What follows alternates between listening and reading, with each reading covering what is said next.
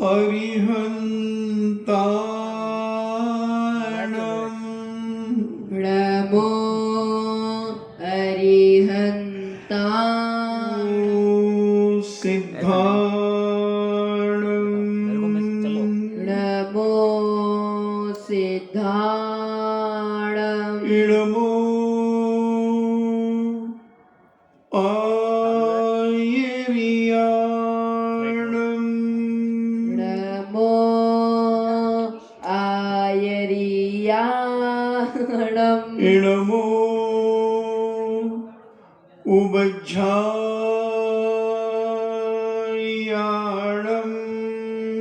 नमो उवज्झायाणम् इळमो लोये सब्बे साभूणम् नमो लोये सवसाहोणम् पंच परमेष्टि भगवान की जय हो। अहिंसामयी बीतराग विश्व धर्म की जय हो। देवादिदेव 1008 श्री आदिनाथ भगवान की जय हो। देवादिदेव 1008 चिंतामणि घोर उपसर्ग विजेता श्री पार्श्वनाथ भगवान की जय हो। देवादिदेव 1008 शासन नायक बाल ब्रह्मचारी भगवान महावीर स्वामी की जय हो। परम पूजनी आचार्य श्रोमणि गुरुवर श्री कुंद कुंद महामुनिराज की जय हो। परम पूजनी आचार्य श्रोमणि गुरुवर श्री विद्यासागर जी महामुनिराज की जय हो। परम पूजनी निर्यापक श्रमण मुनि श्री सुधा सागर जी महाराज की जय हो। परम पूजनी 3 कम 9 करोड़ महामुनि राजों की जय हो। तपोदय अतिशय क्षेत्र की जय हो। 6,105 गंभीर सागर जी महाराज की जय हो।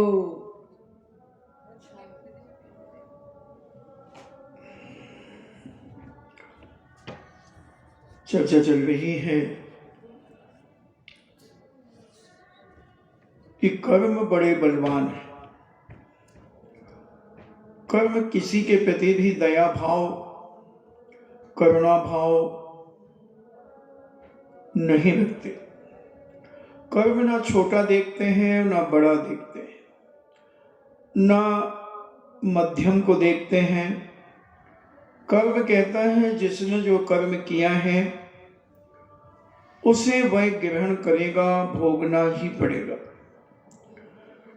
चाहे तीर्थंकर हो, चाहे राजा हो और चाहे रंक हो, चाहे गरीब हो चाहे अमीर हो, चाहे छोटा हो चाहे बड़ा हो। इतना बड़ा श्रीपाल राजा, सारी दुनिया के लोग जिसे आदर और सम्मान की दृष्टि से देख रहे हैं, मगर कर्म कहता ये तो पापी है, इस पापी को तो मैं बीमार करूंगा, इसके असाधा वेद्य कर्म का उदय आएगा और ये ऐसे कुष्ठ रोग से दुखी होगा, इसकी दुनिया में कोई इलाज नहीं होगा। इतना चाहने वाले लोग भी अपने मन में एक बार जरूर भाव लाएंगे कि ये हमारे राज्य से अगर चले जाएं तो हमारी प्रजा बीमारी से बच जाएगी। कैसा दृश्य है। अभी अपन देखते हैं घर में किसी एक को कोरोना हो जाता है, घर के लोग उससे दूर हो जाते हैं। अगर कोई बाहर है तो उससे कहते तुम बाहर ही रहना, आना मत, कोरोना हो गया है। कोरोना हो गया है, घर का आदमी इतना चाहने वाला, और एक कर्म के उदय पर वो उसे देखना नहीं चाहता। मिलना नहीं चाहता,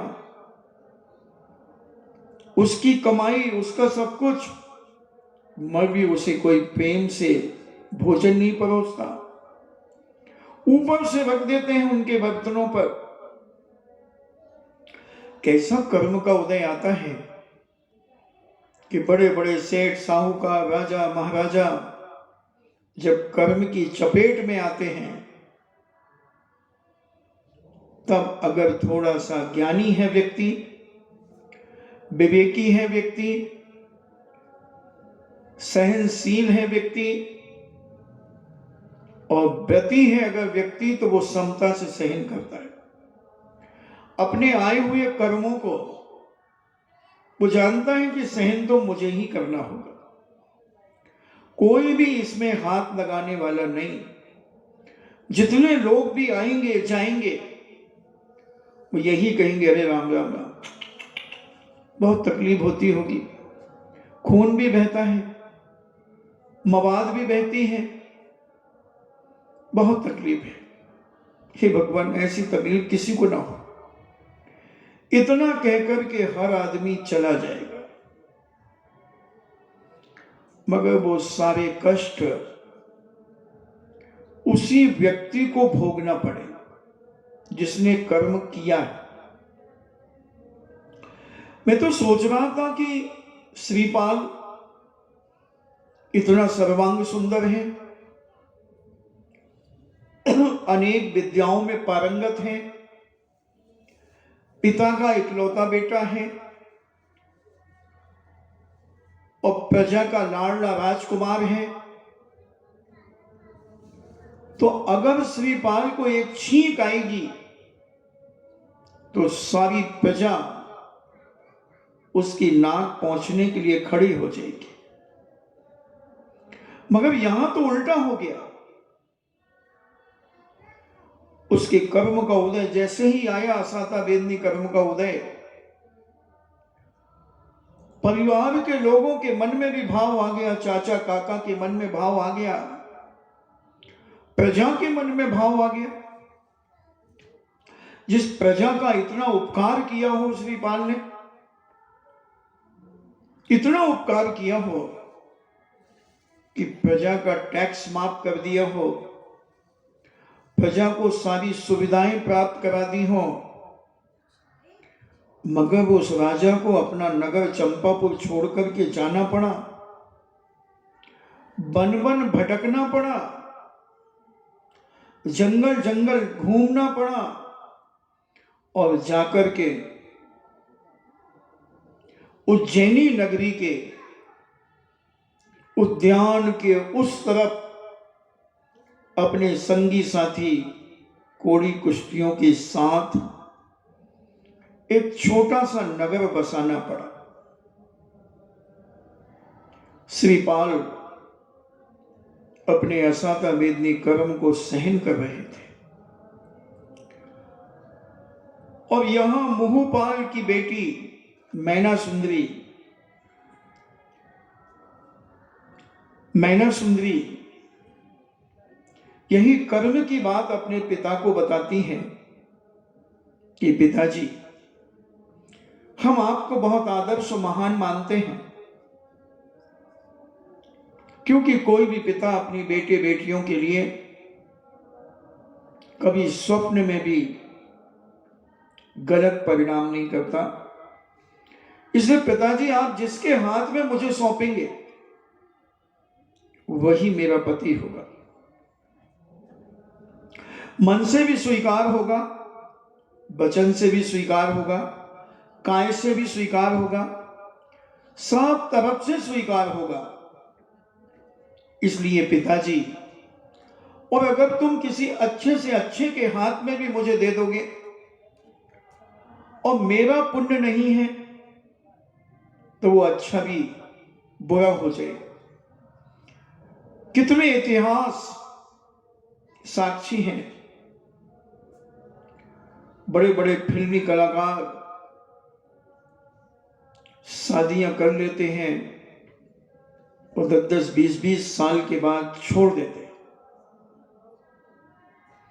दो दो तीन तीन बच्चों को जन्म देने वाली नारी को भी छोड़ देते हैं।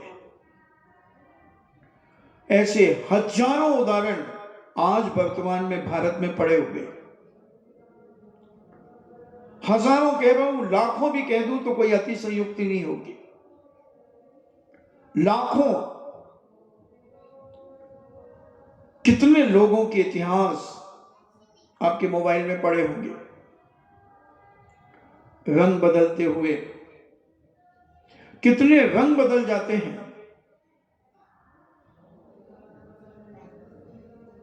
लाखों की तादाद में लोगों ने पहले अपनाया और फिर ठुकराया। तो कर्म का उदय सबका आता है। इसलिए पिताजी, आप अगर मुझे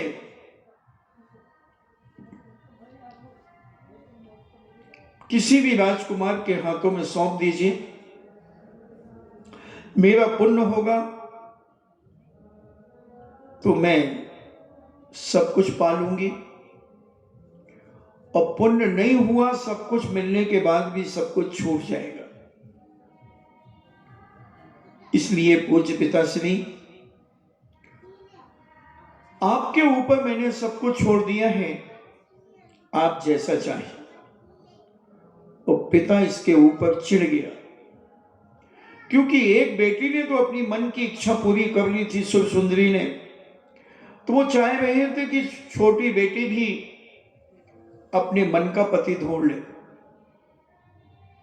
मगर मैना सुंदरी तो धर्मात्मा जीव थी। भव भवांतर से जैन दर्शन को मानने वाली थी। वो सब जानती थी कर्म के खेल को, क्योंकि वह आरिका के पास रहकर के उन्होंने कर्म सिद्धांत को भी पढ़ा था, अध्यात्म भी पढ़ा था, आगम भी पढ़ा था, सूत्र भी पढ़े थे, सब कुछ पढ़ा था, ज्योतिष भी पढ़ा था, सब विद्याएं पढ़ी थी, शस्त्र चलाना भी पढ़ा था, सब कुछ पढ़ा था, मगर कर्म सिद्धांत को बहुत गहराइयों से समझती थी वो,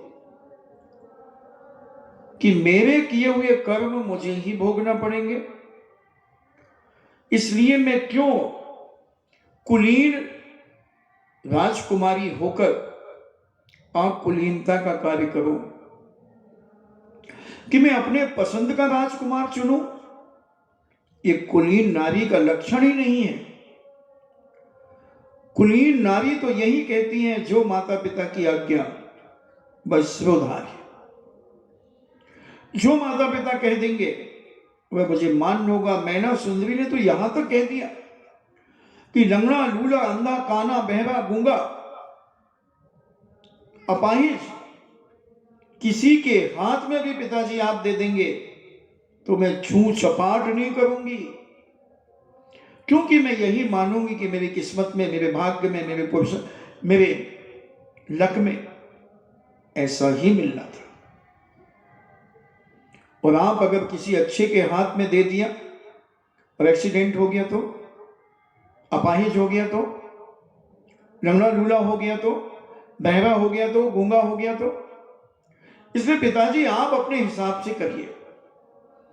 मगर पिता कर्म सिद्धांत को नहीं जानने के कारण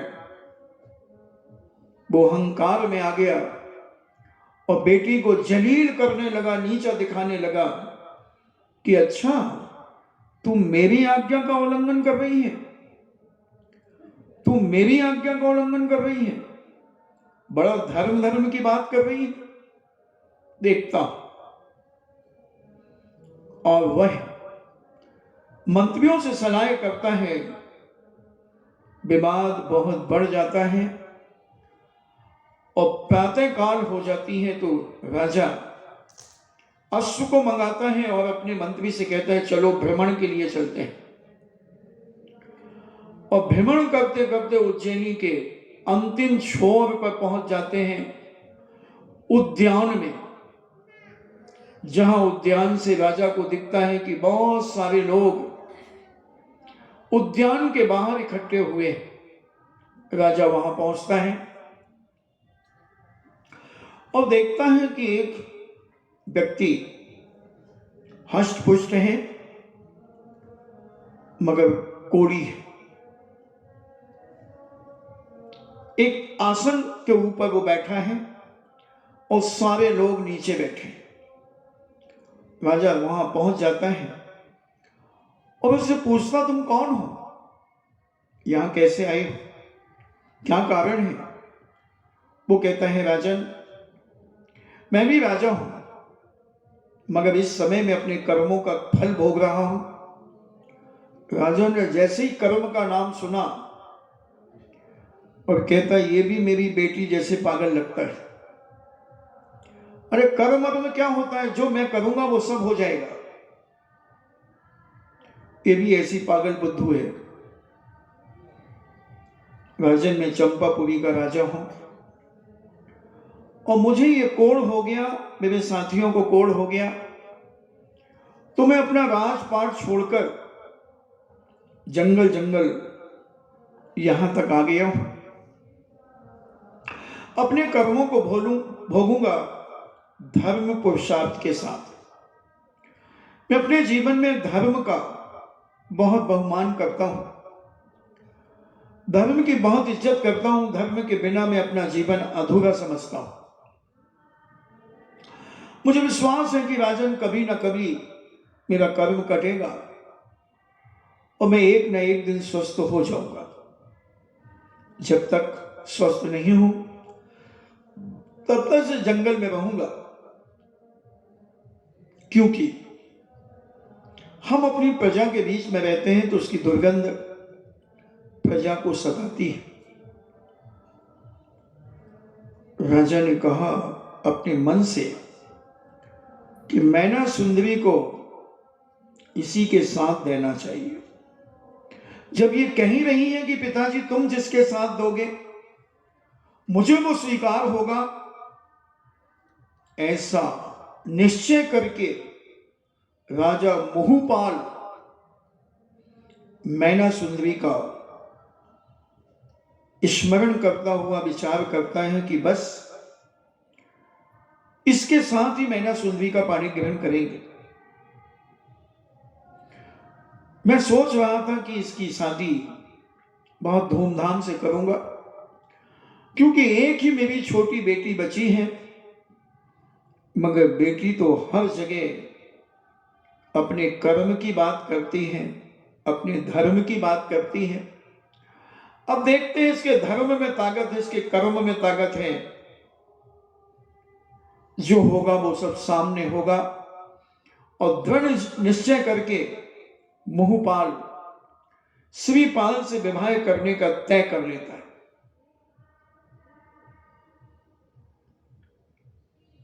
और जब राजा लौट करके आता है और राजमहल में विचार करता है, मंत्रियों से कहता है कि मंत्री जी, हमने राजा श्रीपाल के साथ मैना सुंदरी का विवाह निश्चित कर दिया है।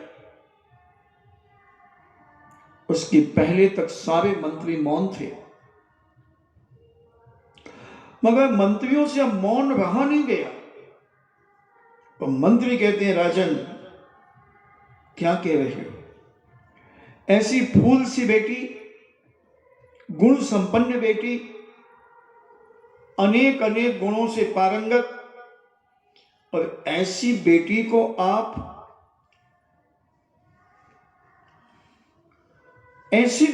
आप एक कोढ़ी व्यक्ति के हाथ में देंगे? राजन हम विनय पूर्वक आपसे कह रहे हैं कि बेटी के साथ ऐसा अन्याय न करो। उसने आपके ऊपर छोड़ा है महाराज, आप उसके वचनों की कीमत करो, उसकी कुलीनता की पहचान करो। इस विषय में कुछ परामर्श तो कर लेना उचित है राजन। इस प्रकार सहसा वचनबद्ध हो जाने का परिणाम क्या होगा? अगर आप बहुत जल्दी वचनबद्ध हो जाएंगे तो इसका परिणाम आप जानते हैं क्या होगा? यह कि आपने कुछ सोचा है कहाँ तो आपको कन्या अत्यंत सुकुमार, लोकोत्तर, सुंदरी एवं षोडशी हैं, और एवं कहाँ कोई कदाचित, उचित नहीं कह सकता कि ऐसी कन्या के विवाह तुमने कैसे कोड़ी के साथ किया है। राजन, कोई भी इसे अच्छा नहीं कहेगा। आप थोड़ा विचार करें, सोचने का विचार करें। सभी लोग इस विवाह की संबंध की निंदा करेंगे, कोई भी इस विवाह को अच्छा नहीं मानेगा। राजन, हर व्यक्ति इसकी निंदा करेगा कि जिसके अंगोपांग गल रहे हो और दुर्गंध से भरा हुआ व्यक्ति के संबंध में तुम कुछ नहीं सोच रहे हो, और अपनी प्यारी फूल सी बेटी का पाणी ग्रहण उस गलित कुष्ठ के व्यक्ति श्रीपाल से करोगे। राजा तो कसाय में आ गया था, राजा तो अहंकार में आ गया था, और राजा ने सोच लिया कि कुछ भी हो जाए, दुनिया बदल जाए तो 100 बार बदल जाए, मगर मैं विवाह करूंगा तो इसका श्रीपाल से ही करूंगा। ऐसा मन राजा पुहुपाल ने बना लिया। बहुत समझाने के बाद विवाह का संबंध स्थिर करें। यदि अज्ञानवश बालकों से कोई अपराध हो भी जाता है तो उनके अपराध को माता पिता कृपा पूर्वक, क्षमा याचना पूर्वक उसे माफ कर देते हैं। इसलिए आप अहंकार आदि अल्प कसाई के कारण आपने प्राणों से भी प्यारी ऐसी बेटी का विवाह एक कोड़ी के साथ कर रहे हो। बड़े दुख की बात है, बड़े खेद की बात है, बड़े खेद की बात है। नीतिकारों ने कहा है कि बालक, वृद्ध, स्त्री, निर्बल, पशु, अधीनस्थ एवं शरणागत अथवा पीठ दिखलाकर समरभूमि से भागने वाले के प्रति क्षत्रियों को क्रोध नहीं करना चाहिए। बालक के प्रति, वृद्ध के प्रति, स्त्री के प्रति, निर्बल के प्रति, पशु के प्रति, अधीनस्थ जो उनके आपके अधीन होते हैं, और जो शरणागत होते हैं, और जो पीठ दिखाकर के युद्ध की भूमि से जो भागते हैं, उन सबको क्षमा कर देना चाहिए। क्षत्रिय का यही कर्तव्य है कि उनके ऊपर क्रोध नहीं करना चाहिए। क्रोध करना अनुचित है। इनके ऊपर तो सदा दया दिखलाना चाहिए। युद्ध भूमि से भागने वालों के ऊपर मंत्रियों ने बहुत कुछ कहा, परंतु राजा का दिमाग नहीं पलटा। सबने अंत में यही विचार किया, होनहार बलवान होती है,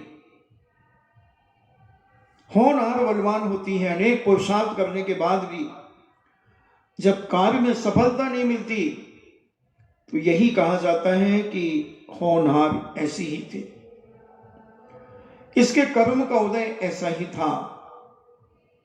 अब ये तो जान जानकर अंध बने हैं, आखंड बांधी पाटी। ये तो राजा जानकर के कर रहा है। जैसे चलनी में दूध को लगाया जाए और कहा जाए कि मेरी किस्मत में दूध नहीं था। चलनी में कोई गैया को लगाए, गाय को लगाए, तो दूध चलनी में रुकेगा क्या? नीचे ही गिरेगा। और उस परिवार के लोग कहें कि भाई मेरी लक में, मेरी किस्मत में, मेरे भाग्य में दूध नहीं है, तो ये तो अज्ञानता है। उसी प्रकार राजा की अज्ञानता है। मगर अहंकारी के सामने कौन क्या कर सकता है? मगर मैना सुंदरी के मन में रंच मात्र भी कोई विकल्प पैदा नहीं हुआ। मैना सुंदरी विचार करती है कि पिता मेरा कभी बुरा नहीं सोचेंगे, माता मेरा कभी बुरा नहीं सोचेगी। ऐसा वह विचार करती हुई अपने को आनंदित होकर के भगवान की भक्ति में लीन है, भगवान की भक्ति में लीन है। और वह होनी तो होके रहे, अनहोनी ना होए। कैसे टल सकती है ये होनी? होनी तो अभिष्ट होती है। राजा मुहुपाल के मंत्रियों की बातें बिल्कुल सही, बिल्कुल नहीं जची। मंत्रियों को संबोधित करते हुए उन्होंने कहा कि तुम सब इस विषय में निरे अनभिज्ञ हो। राजा ने अपने मंत्रियों से कहा कि तुम इस विषय में कुछ भी नहीं जानते, तुम अनभिज्ञ हो। जिस प्रकार सौभाग्यवश ही अंधे पुरुष के हाथ में बटेर पक्षी आ जाता है, इन्हें काक ताली न्याय से अचानक कोई वस्तु जैसे प्राप्त हो जाती है, उसी प्रकार श्रीवाल का भी सौभाग्य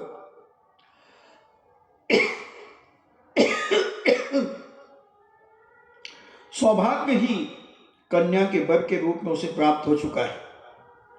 ऐसे महत्वपूर्ण अवसर पर बार बार नहीं आया करते मंत्री अपनी संप्रति देने के लिए।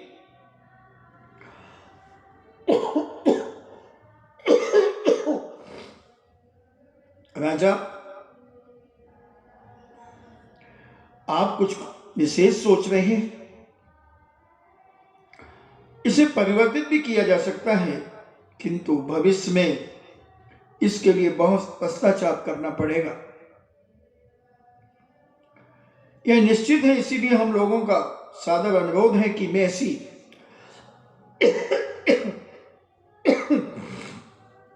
महत्वपूर्ण समस्या पर बिना अच्छी तरह निर्णय किए हुए यह कार्य नहीं करना चाहिए। राजन, हम पुनः पुनः आपसे यह बात कहते हैं, तुम्हारी बातों का कोई औचित्य स्वीकार नहीं करने के लिए मैं कदापि तैयार नहीं हूं। राजा कहता है कि तुम्हारी कितनी भी तुम मुझे कहो, मगर मैं तुम्हारी बातों का कोई औचित्य नहीं समझ रहा हूं, कोई मतलब नहीं समझ रहा हूं। मैं तो यही जान रहा हूं कि जो मैं कर रहा हूं वो ठीक कर रहा हूं। तुम कितनी भी कोशिश कर लो, मगर ये कार्य होगा ही होगा। मैना सुंदरी के अत्यंत कठोर वचन मेरे हृदय में बहुत तीक्ष्ण तीर के समान चुभ रहे हैं। उसने मुझसे कहा था कि पिताजी, मेरे भाग्य में जो होगा वही होगा। ऐसी बातें मुझे चुभ रही हैं। उसके कर्मवाद की मैं परीक्षा लेना चाहता हूं। जो होना था सो हो चुका। मुझे अब अपने निश्चय से कोई डिगा नहीं सकता, कोई मेरे बदल नहीं सकता मुझे। इसके बाद राजा मुहुपाल ने श्रीपाल तथा उनके इष्ट मित्रों के साथ लेकर अपने नगर की ओर प्रस्थान कर दिया। सारे कोड़ियों के लिए और श्रीपाल सहित अपने राजमहल की ओर उन्हें आगवानी के लिए प्रस्थान करा दिया। इन्हें कोड़ी की बारात में कोड़ी को राजा दूल्हा भी कोड़ी है तो उसके बाराती भी कोड़ी है। और कुछ समय के बाद सब लोग नगर के निकट पहुंच गए। राजा मुहुपाल ने श्रीपाल सहित उनकी मंडली की एक बाह्य उद्यान में ठहरा दिया। अपने ही नगर के एक उद्यान में उन 700 कौड़ी श्रीपाल सहित उन्हें ठहरा दिया और अपनी पुत्री मैना सुंदरी के पास पहुंचे।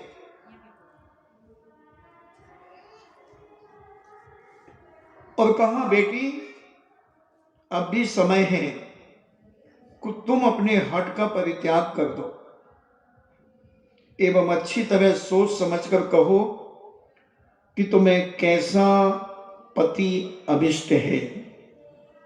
आज की छोरियां होती तो क्या करती, पहले ही से बता देती कि हम तो उससे करेंगे। मगर मैना सुंदरी अपने कर्म सिद्धांत के ऊपर दृढ़ थी।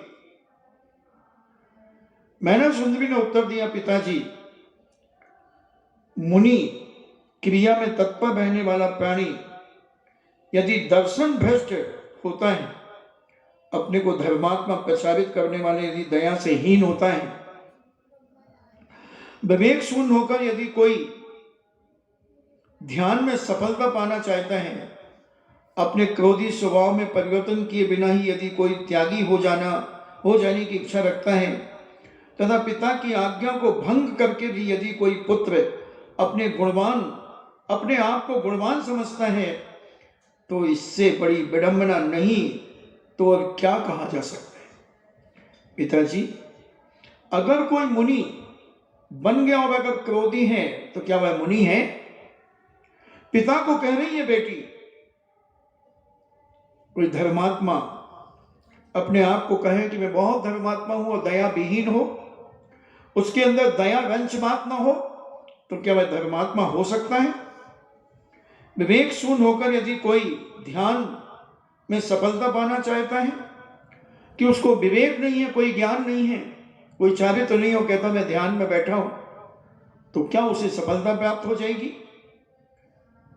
अनेक अनेक प्रकार से मैना सुंदरी ने अपने पिता को संबोधन किया। इन सभी की क्रियाएं धर्म एवं गुण इनके व्यर्थ हैं, इनको कदापि सफलता प्राप्त नहीं हो सकती। मैं आपसे पुनः यही निवेदन करना चाहती हूं कि आप अपनी इच्छा अनुसार मेरा विवाह जिस श्री वर से कर देंगे वही मुझे सहर्ष स्वीकार होगा।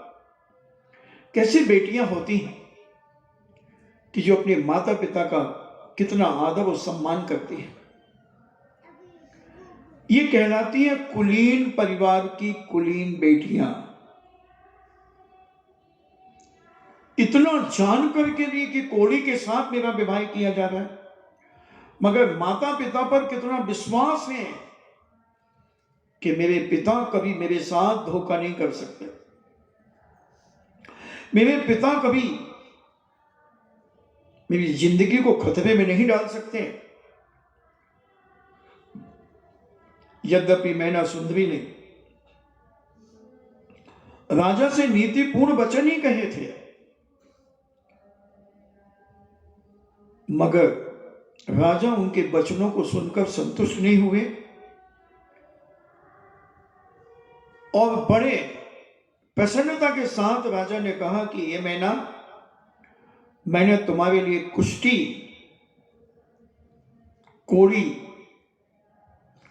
वर की खोज कर ली है, अब तुम उसी को प्रसन्नता पूर्वक वर्ण कर लो। अपने पिता की बात को सुनकर मैना सुंदरी के मन में किसी प्रकार का कोई खेद नहीं हुआ, किसी प्रकार का, चलो गुस्सा करने वाला हो, कुछ हो, लड़ाई करने वाला हो तो चल भी जाए, मगर ये तो कोड़ी कुश्ती है, खून बह रहा है, मवाद बह रही है। और कहा पिता ने कि मैंने तुम्हारे लिए निश्चित कर दिया है, मगर उसे किसी प्रकार का कोई रंज नहीं हुआ, कोई दुख नहीं हुआ और बड़े प्रसन्न चित्त से उसने कहा, पिताजी, जिस वर का आपने चयन कर लिया है वह मेरे पूर्व कर्मानुसार प्राप्त मानकर मुझे सहर्ष स्वीकार है। मैं उसे अपने पूर्व जन्म के पुण्य का उदय मानती हूं कि मेरे पूर्व जन्म के कर्मों के अनुसार जो मुझे पति मिला है उसे मैं स्वीकार करता हूं, बहुत खुशी खुशी स्वीकार करता हूं। इस जन्म में आपका चुना हुआ वही वर श्रेष्ठ है, एवं अन्य शेष पुरुष मेरे लिए आप अर्थात पिता के समान है। निश्चित कर लिया उसने कि अब यही पति, ऐसे नहीं कि छोड़ा छाड़ी हो गई, नहीं, पिता ने कर दिया तो कर दिया और संकल्प कर लिया कि आपके समान यानी सारी दुनिया में अब जितने पुरुष हैं, श्रीपाल को छोड़कर वो सब मेरे पिता तुल्य हैं, पिता ही हैं। मैना सुंदरी का इस निष्कपट वचन भी राजा महूपाल को नहीं जचा तथा उसने बड़े रुक्ष स्वर में कहा, तू अत्यंत हठीली है, तेरा स्वभाव नितांत निंदनीय है, तेरा हृदय विवेक से रहित है, मेरी बात को तू मान जा एवं अपने हट को छोड़ दे। किंतु मैना सुंदरी ने पिता के द्वारा लाए हुए वर को ही तत्काल अपने मन में वर्ण कर लिया। उसने हृदय से उसे चाह लिया कि पिता जिसे लेकर के आए वही मेरा पति है। जैसे मीरा जब भक्ति में मगन हो गई, सारे नगर के लोग, सारे परिवार के लोग मीरा को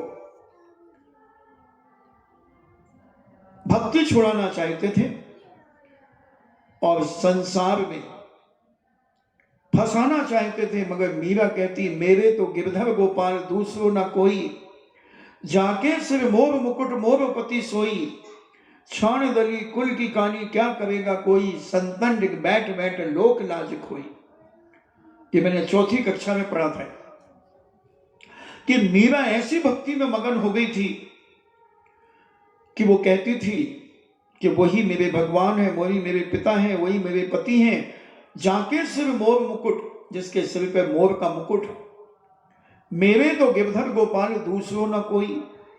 ऐसे ही मैना सुंदरी ने अपने अंतरंग परिणामों में उसे श्रीपाल को ग्रहण कर लिया और कहा कि आप सारी दुनिया के पुरुष मेरे पिता तुल्य हैं।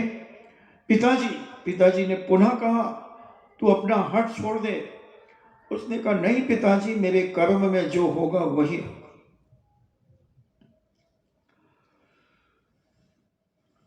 वही होगा पिताजी, आप चिंता न करें, कर्म की गति अत्यंत विचित्र है।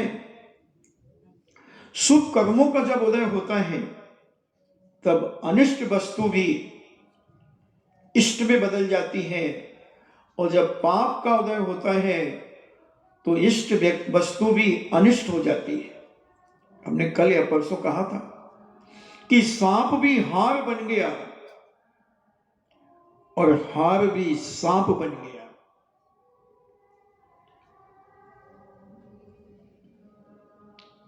ऐसा रानी, ऐसा मैना सुंदरी। मगर इसके विपरीत जब अशुभ कर्मों का उदय होता है तो इष्ट वस्तु भी अनिष्ट हो जाती है। इसलिए राजन, जो होता है अच्छे के लिए ही होता है, और ये नियम है कि जो भी होता है अच्छे के लिए होता है। एक कहानी आती है,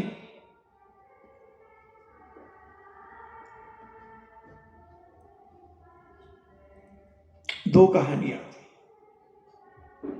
तीन कहानियां आती, बहुत सारी कहानियां आती हैं संबंध में कि जो भी होता है सब अच्छे के लिए होता है। एक तो बड़ी चर्चित कहानी है, सभी जानते हैं कि एक बार राजा की उंगली कट गई और राजा ने अपने मंत्री से कहा कि मेरी उंगली कट गई। मंत्री ने कहा, राजा, जो होता है अच्छे के लिए होता है। राजा बहुत ज्यादा कुपित हो गया और कहता, तू मंत्री है या मेरा दुश्मन? निकल जा, तू मेरे सामने से हट जा।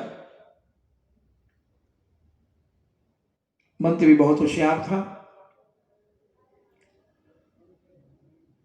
वो हट गया और राजा ने कह दिया, तू राज्य के बाहर चला जा, तू कभी अपनी शकल मत दिखाना। मेरे जीवन में कष्ट आया और तू कह रहा है कि जो होता अच्छे के लिए होता है, जा, हट जाए हमसे।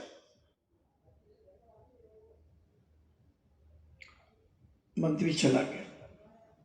कुछ दिनों में राजा की उंगली ठीक हो गई, कटी उंगली हो गई, मगर खून आदि वो सब बंद हो गया। एक दिन राजा शिकार खेलने के गया। अब उस जंगल में भीलों का राजा एक बहुत बड़ा यज्ञ कर रहा था, जिसे नर बलि की आवश्यकता थी। नर बलि की आवश्यकता थी। जंगल में भील आदिवासी कोई सुंदर मनुष्य को देख रहे थे कि कोई मिल जाए। राजा जंगल में शिकार खेलते खेलते कहीं भटक गया और एक वृक्ष के नीचे बैठा था। भील आदिवासियों ने देखा कि यह आदमी हष्टपुष्ट सर्वांग सुंदर है, बलि के लिए बहुत योग्य है, और उस राजा को उठाकर भील ले गए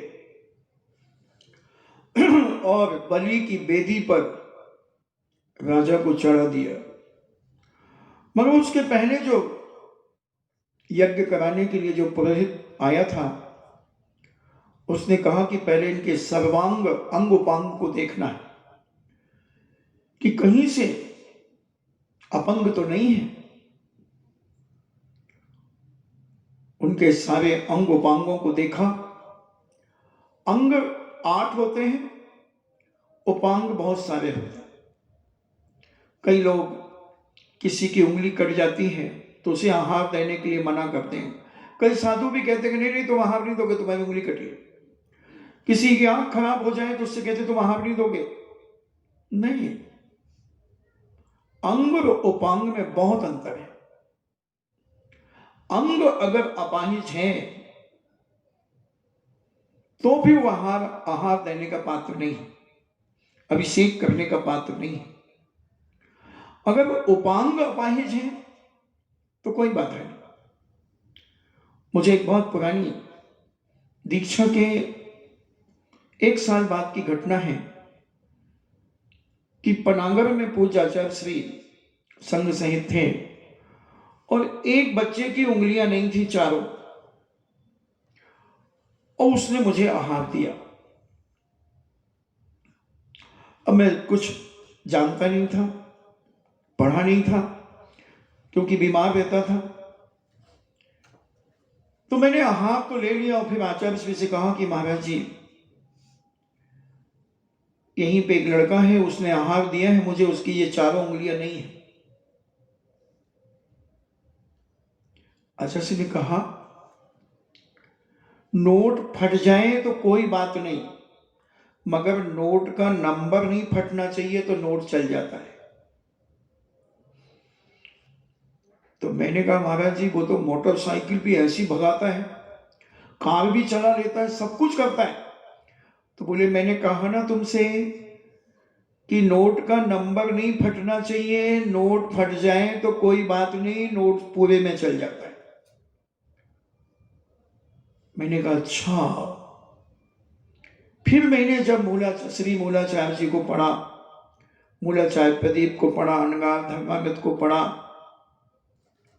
आचार सार पढ़ा जिसमें मुनियों की चर्या होती है, आर्चर्या के बारे में, ये 4 ग्रंथ मुख्य रूप से, तो उन्होंने अंग रूपांग का भेद किया कि अंग अगर कटा हो, जैसे हाथ कटा हो, पैर कटा हो, तो फिर वो आहार नहीं दे सकता।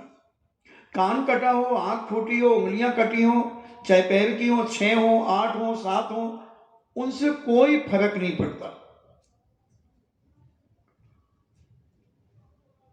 कोई फर्क नहीं पड़ता। अब जब उस राजा के लिए वहां ले गए तो उसकी उंगली कटी थी, उन्होंने बलि की बेदी से उसे हटा दिया और कहा यह अपाहिज है। उसी समय राजा को याद आया कि मेरे मंत्री ने बिल्कुल ठीक कहा था कि जो होता है अच्छे के लिए होता है। और राजा ने जैसे तैसे रास्ता पकड़ा और राजमहल में पहुंचते ही कहा अन्य मंत्रियों से कि उस मंत्री को राज्य में वापस बुलाओ, क्योंकि अगर ये मेरी उंगली नहीं कटी होती तो आज मैं बलि का बकरा बन जाता और आज मेरी यज्ञ की वेदी पर मुझे बलि चढ़ा दी जाती और संपूर्ण जीवन मेरा नष्ट हो जाता। वो कितना निमित्त ज्ञानी, कितना होनहार था वह मंत्री, कितना लक्षण को जानने वाला था, कितना बड़ा ज्योतिषाचार था। और उस मंत्री को मैं सम्मानित करना चाहता और मंत्रियों ने उसे बुलाया, दूसरे राज्य में चला गया था। वहां से आकर के राजा ने बड़े धूमधाम से उसे नगर में प्रवेश कराया, उसका बहुत मान सम्मान करके अभिवादन किया, अभिनंदन किया और उसे पुनः मंत्री पद के ऊपर रखा। मैना सुंदरी भी यही जान रही होगी कि जो कुछ भी हो रहा है बहुत अच्छा हो रहा है, जो कुछ भी हो रहा है वो बहुत अच्छा हो रहा है और नियम से मैं अपनी इस विवाह को कभी जीवन के अंत तक नहीं ठुकराऊंगी, क्योंकि पति परमेश्वर के समान होते हैं। पुत्री की वार्ता को सुनकर राजा को यह निश्चय हो गया कि अपना ये हठ बदलेगी नहीं और उसने, राजा ने विवाह का मुहूर्त तो आज ही अत्यंत उत्तम है ऐसा उसने ज्योतिषाचार्यों से कहा कि आज का ही मुहूर्त निकालो। सारे लोग विवश हो गए। राजा ने अपने ज्योतिषियों को बुलाकर एवं उस विवाह का शुभ मुहूर्त पूछा। ज्योतिषी ने विवाह विचार कर कहा कि राजन, विवाह का मुहूर्त आज ही अत्यंत उत्तम है, आज ही उत्तम। ऐसा शुभ मुहूर्त तो अब तक अगले 30 साल में पुनः आएगा, जो सचार कह रहा है। ऐसी कोई संभावना नहीं है कि पुनः ऐसा आएगा। आज के मुहूर्त में रवि, सोम एवं गुरु तीनों ग्रह वर तथा कन्या के लिए अत्यंत सुखप्रद है। आदमी वर्तमान को देखता है, भविष्य को नहीं जानता और अत्यंत सुखप्रद है। राजा ने पुरोहित को उचित दक्षिणा देकर राजा बहुत प्रसन्न हुआ कि विवाह का मुहूर्त आज ही है, 6 महीने इंतजार नहीं करना पड़ेगा। जैसे आज के लोग एग्रीमेंट करके 6 महीने, कई बार तो साल भी निकल जाता है। झट मंगनी पड़ ब्याह, यही होना चाहिए। लफड़े वही होते हैं जहां लंबा गैप हो जाता है, लफड़े वही हो जाते हैं। लफड़े समझते हो ना, परेशानियां, विघ्न, बाधाएं वही आती हैं जहां लंबा गैप होता है। हमने तो नहीं देखा, ये अभी अभी देखा मैंने 10-20 साल से। पहले तो आदमी 8 दिन में सब निपटा देता था, पक्की हुई और 8 दिन में विवाह, ज्यादा से ज्यादा। और अब तो 8-8 महीने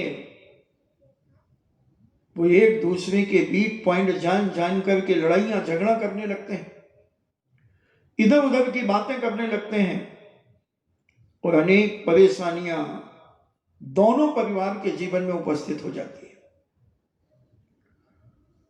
कोड़ी से शादी हो रही है मगर तत्काल आज ही नगर में प्रवेश कराया, ज्योतिषाचार्य ने कह दिया कि आज से जैसा मुहूर्त, ऐसा लग्न रवि सोम गुरु तीनों ग्रह वर और कन्या के लिए अत्यंत सुखप्रद हैं। विवाह के शुभ मुहूर्त में को राजा सुनकर बड़ा प्रसन्न हुआ और ज्योतिषाचार्य की विदाई कर दी। पिटाई नहीं, विदाई कर दी। और ज्योतिषाचार्य अपनी दक्षिणा लेकर के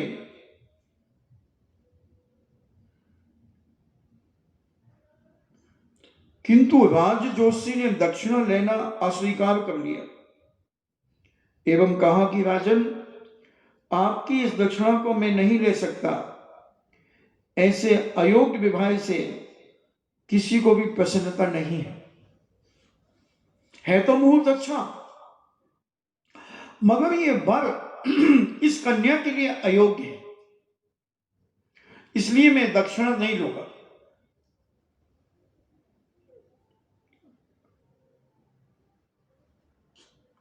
सभी चिंता तो है, परंतु क्या किया जाए, संसार के सभी प्राणी कर्म जाल में बंधे हुए हैं। कन्या का भाग्य जब ऐसा है तब आपको भी क्यों दोष दिया जाए, अन्यथा ऐसी उत्तम रूप गुण संपन्न कन्या का विवाह एक कुष्ठ रोगी ग्रस्त पुरुष से साथ क्यों हो रहा होगा। देखो सारे निमित्त मिल रहे हैं। ज्योतिषाचार्य भी कर्म के ऊपर आ गया कि ऐसी योग्य कन्या का विवाह ऐसे कोड़ी के साथ क्यों होता। इस समय इसका भी पाप का उदय तो है, इसका भी असाता वेदनी कर्म का उदय तो है। जैसे एक बार मैंने कहा था कि दो सेठ और सेठानी थे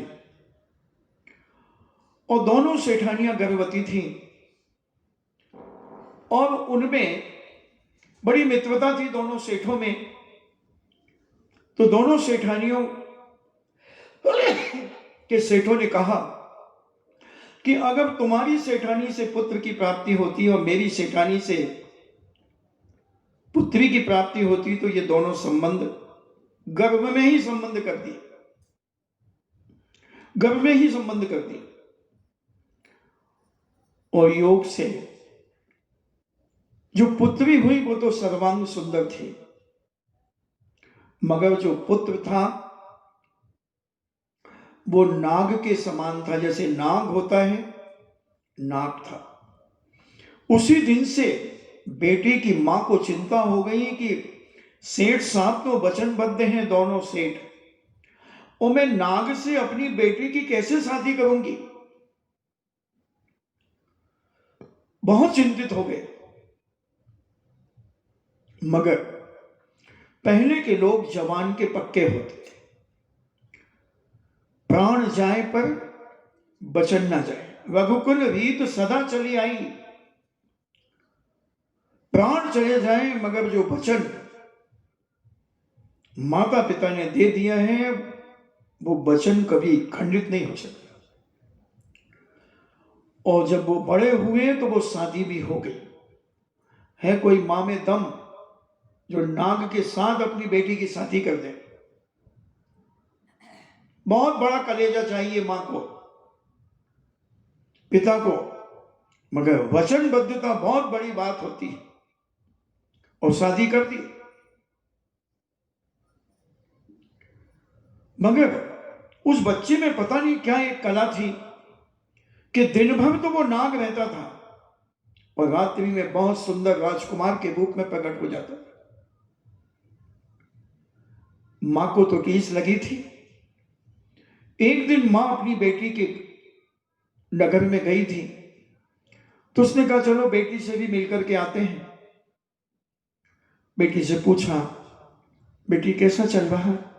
मां बहुत आनंद में चल रहा है। तो नाग के साथ रह करके कह रही है कि आनंद में चल रहा है? हाँ मां, वो नाग नहीं है मां,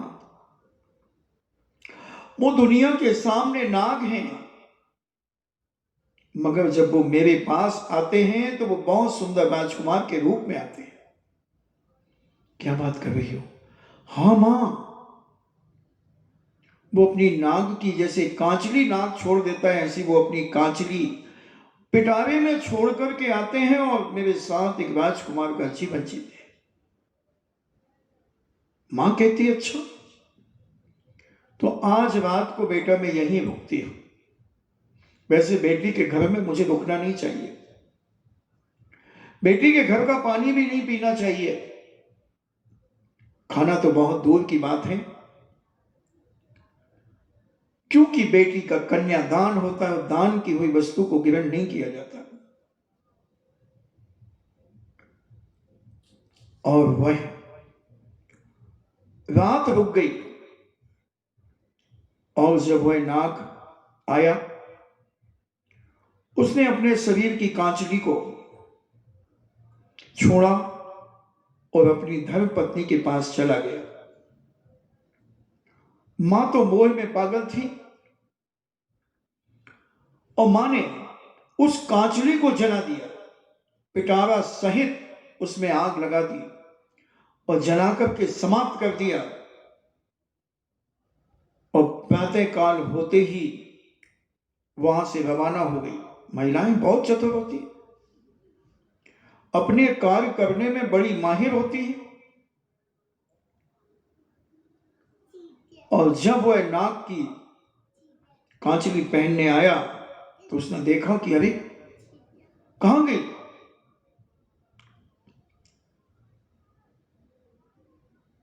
वो सदा के लिए राजकुमार हो गया। ये जैन शास्त्रों में कथा आती है।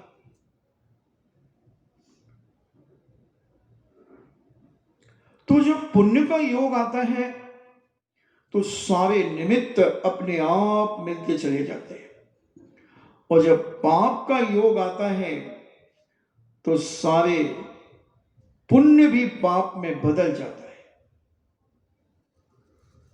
इस समय मैना का भी बड़े पाप का असाता वेदनी कर्म का उदय है,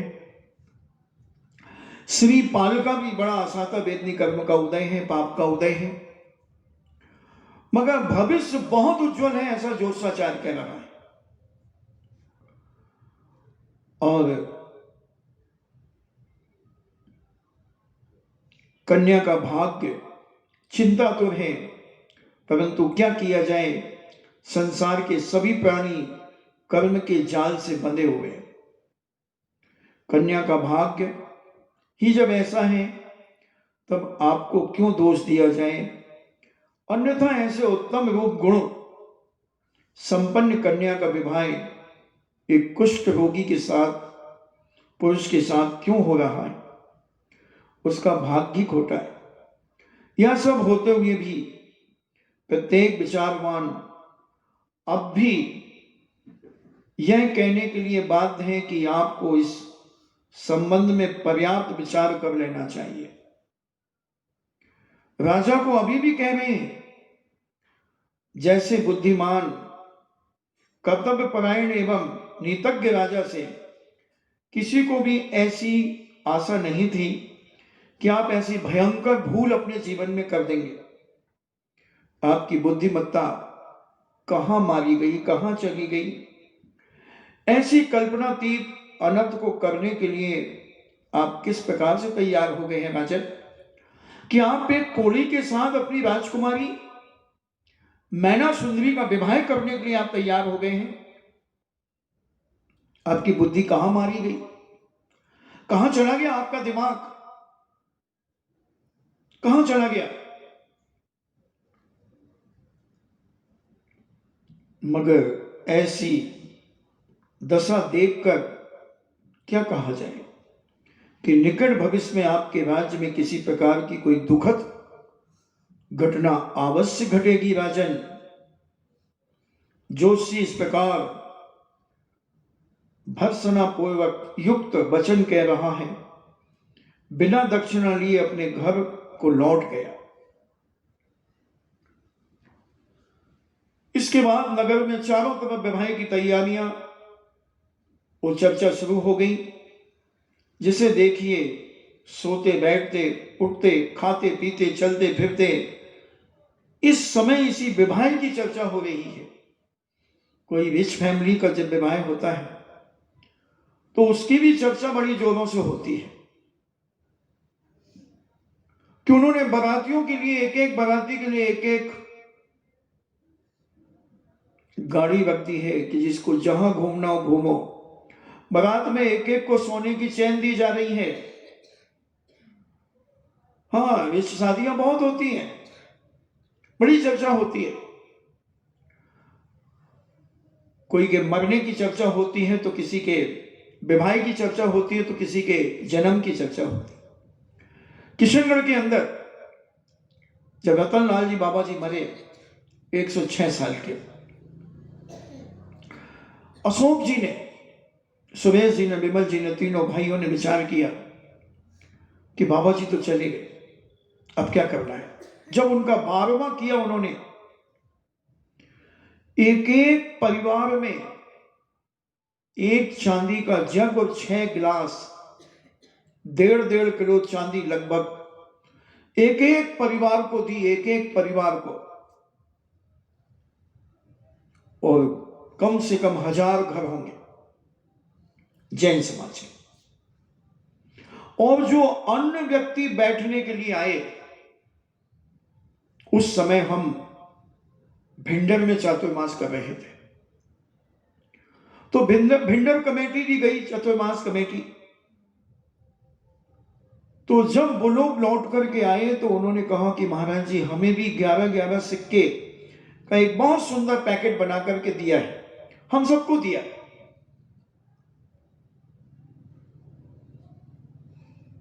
हम सबको दिया। मैंने, तुम कितने लोग गए थे? बोली, पूरी कमेटी। जो भी बैठने जा रहा है उसे 11 सिक्के। और कई लोगों ने तो इतना हल्की बुद्धि का काम किया, जब धर्म का चंदा आता था तो हम सब भाई एक हैं,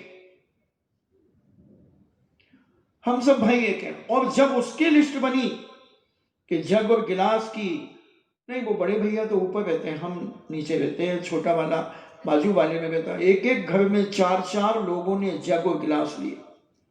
अभी मैंने जब चतुर्मास किया, जब मुझे ये बात पता चली, मैंने, ऐसा भी होता है? आदमी कितना लालची है, ये भी एक चर्चा का विषय बन गया। कोई शर्म नहीं आई लोगों को। एक घर के 4 फाड़ कर दिए 1.5 किलो चांदी के नाम पर। सोचना आप जरा, आदमी कितना गिर सकता है। ये भी एक चर्चा रही, ये भी एक चर्चा रही। तो किसी की शादी की चर्चा होती, शाही शादी हुई, और इधर मैना सुंदरी की चर्चा कि कोड़ी के साथ मैना सुंदरी का विवाह होने जा रहा है, ये भी एक चर्चा, जिसे सोते बैठते उठते जागते चलते फिरते हर व्यक्ति के मुख पर एक ही बात है, विवाह की आलोचना एवं समालोचना हर व्यक्ति कर रहा है। जो इस बात को सुनता है वही राजा की बुद्धि की निंदा किए बिना नहीं रहता। विवाह के लिए प्रबंध होने लगा एवं सामान जुटाए जाने लगे। यह देखकर मंत्रियों ने एक बार पुनः राजा से कहा कि राजन, इस अनुचित की ओर आकृष्ट करना चाहा। राजा के पास पहुंचकर निवेदन किया कि हे देव, घोर अन्याय हो रहा है, इसका परिणाम कदापि अच्छा नहीं हो सकता। एक बालिका के प्रति किए जाने वाली इस अनीति का समर्थन कोई भी सहृदय नहीं कर रहा है। आप इस बिटिया के साथ ऐसा दुर्व्यवहार क्यों कर रहे हैं राजन? किसी का अंतरंग नहीं कह रहा है कि इस बिटिया का विवाह इस कोड़ी के साथ होना चाहिए, मगर तुम इतने कठोर और निर्दयी क्यों हो रहे हो? अब अपनी संपूर्ण प्रजा के प्रति स्नेह वात्सल्य से भरे हैं, तब क्या कारण है कि आप अपनी ही आत्मजा के प्रति इतना कठोरतम कदम उठा रहे हैं? देखिए, स्वयं सोच लीजिए, हम लोग तो जो केवल औचित्य एवं अनौचित्य की ओर आपका ध्यान आकृष्ट कराने की चेष्टा कर रहे हैं। जो राजा अपने मंत्रियों के हितकारी वचनों को नहीं सुनता, उसका भविष्य शोचनीय हो जाता है। उसी प्रकार जो बच्चा अपने माता पिता का कहना नहीं मानता, अपने माता पिता की आज्ञा का उल्लंघन करता है, उसका जीवन भी शोचनीय हो जाता है। क्या आप इन बातों को नहीं जानते? युद्ध स्थल से भाग जाने वाला योद्धा, दर्प युक्त विद्वान, क्रोध युक्त मुनि, विवेक शून्य दाता एवं विवाद परायण साधु स्वतः ही नष्ट हो जाता है। जो युद्ध के मैदान से जो योद्धा भाग जाता है,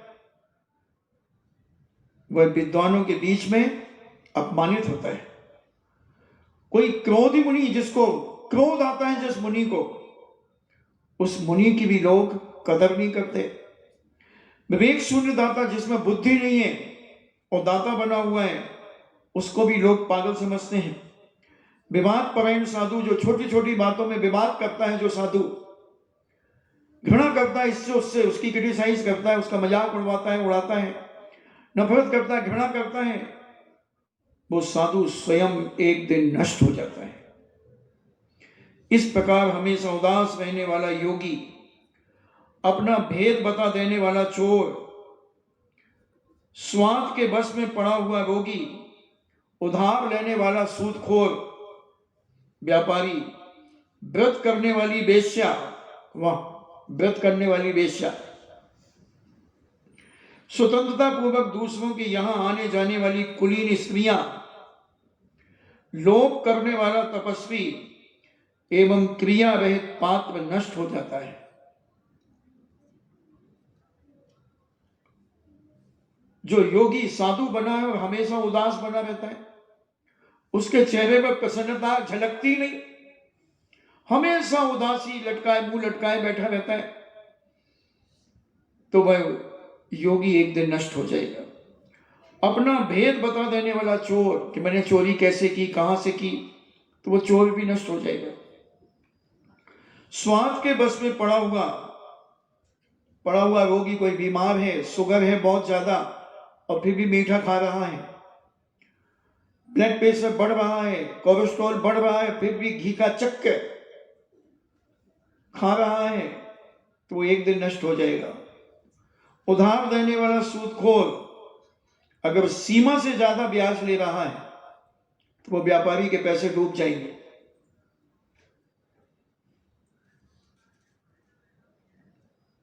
व्रत करने वाली वेश्या, वेश्या तो है और कहती मैं व्रती हूं, वो एक दिन नष्ट हो जाएगी। स्वतंत्र घूमने वाली छोरियां, जो स्वतंत्र घूमती हैं, कहीं भी जा रही हैं, आ रही हैं, उन्हें कोई पूछने वाला बोलने वाला नहीं है, एक ना एक दिन वो दुष्चरित्रता को प्राप्त हो जाएंगी, भ्रष्ट हो जाएंगी। ये सारी बातें राजा को लोग संबोधन कर रहे हैं, मंत्रियों ने संबोधन किया। आपको विशेष क्या कहा जाए राजन, आप स्वयं बुद्धिमान हैं। यदि आप भी अपने पूर्व निश्चय का परित्याग कर दें, तो मैना सुंदरी को दारुण दुख से बचा लेने का श्रेय आपको भी प्राप्त हो सकता है। महाराज, आज तक आपने हम लोगों की मंत्रणा किए बिना किसी भी कार्य को नहीं किया, परंतु आज न जाने आपको क्या हो गया है, क्यों आप किसी प्रकार आपने इस सर्वगुण संपन्न सुंदरी कन्या को एक कोड़ी के हाथ देने का निश्चय क्यों कर लिया? अपना हट छोड़िए, अन्यथा किसी भयंकर आपत्ति में फंस सकते हैं। मंत्रियों के वचनों को राजा ने जब सुन लिया, तब अंत में उसने कहा कि चतुर मंत्रियों, तुम लोग बिना विचारे व्यर्थ का शोर क्यों मचा रहे हो? क्या तुम लोगों के इस प्रलाप से कुछ लाभ हो सकता है? क्या तुम लोगों की यह राय है कि मैं जो तिलक कर चुका हूं अब लौटा लूं? क्या ऐसा किया जाता है? क्या कह रहा है राजा, मैंने तिलक कर दिया है, लगन हो गई है, अब क्या मैं लगन वापस ले लूं? ये नहीं हो सकता। मेरी समझ से ऐसा कदापि नहीं हो सकता। जो कुछ कह चुका हूं अब वही होगा, मेरी बात नहीं टल सकती। राजाओं के वचन का मूल्य प्राणों से भी कहीं बढ़कर होता है। क्या तुम नहीं समझते? तुम लोग ने नहीं सुना है कि सह लगन कदली फलन, निवृत्ति बचन एक बार, तिरिया तेल हमीर हट, चढ़े न दूजी बार।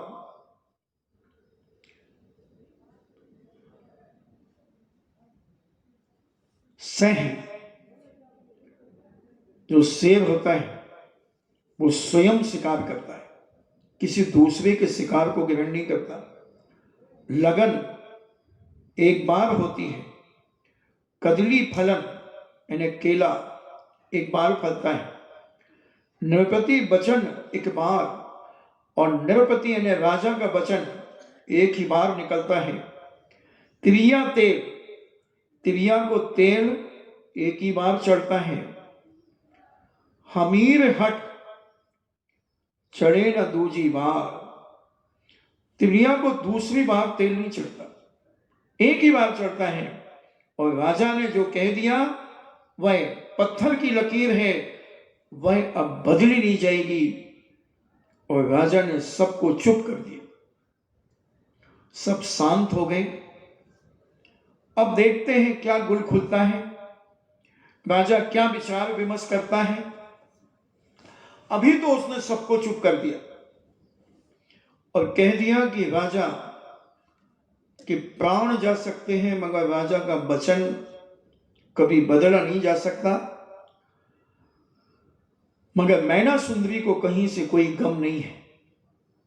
मैना सुंदरी ने साहस स्वीकार कर लिया है उसे पति। कैसी होती थी पहले की बेटियां, कितना विवेक रखती थी अपने जीवन में कि जिससे मेरे पिता ने बातचीत चला दी है वो कैसा भी हो। कितनी बड़ी बात मैना सुंदरी ने कही। लंगड़ा हो, लूला हो, काना हो, बहरा हो, गूंगा हो, अपाहिज हो, अगर पिता को पसंद है तो पिता की बात को मैं ठुकरा नहीं सकती, मेरे कर्म में ऐसा ही होगा। ऐसी मंगल भावना मैना सुंदरी ने व्यक्त की और जान जान करके राजा मुहुपाल कोड़ी को लेकर के आए कि बहुत धर्म की बात करती, मैं देखूंगा। बड़े अपने धर्म की बात करती है, इसका फल मैं देखूंगा। सारी प्रजा, मंत्रीगण, राजघराना सब दुखी हैं इस संबंध से। केवल एक राजा प्रसन्न है और मैना सुंदरी भी प्रसन्न है कि पिता ने जो कर दिया वो पत्थर की लकीर है, वो कभी बदल नहीं सकती। और सबके दिल और दिमाग में सद्बुद्धि उत्पन्न हो, सबके जीवन का आनंद हो, सबकी आत्मा परमात्मा बने। इन्हीं मंगल भावना के साथ जिनवाणी स्तुति। जिन वाणी के ज्ञान से सूझे लोकालोक, सो वाणी मस्तके धरो सदा देत हूँ धोख। हे जिन वाणी भारती, तो है जपो दिन रैन, जो तेरो सरना गहे, सो पाबे सुख चैन।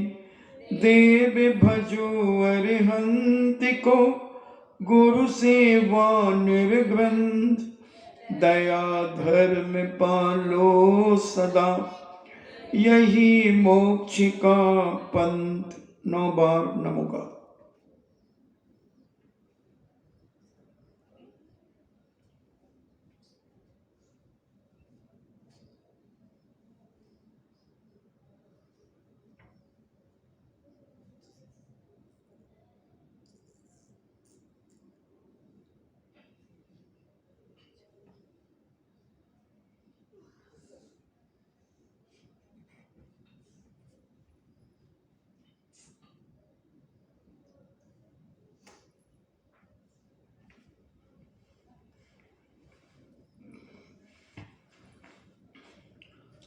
परम पूजनी द्वादशांग जिनवाणी माता की सुत देवता सुत देवता सुत देवता जैनम जेतु शासनम जैनम जेतु शासनम जैनम जेतु शासनम।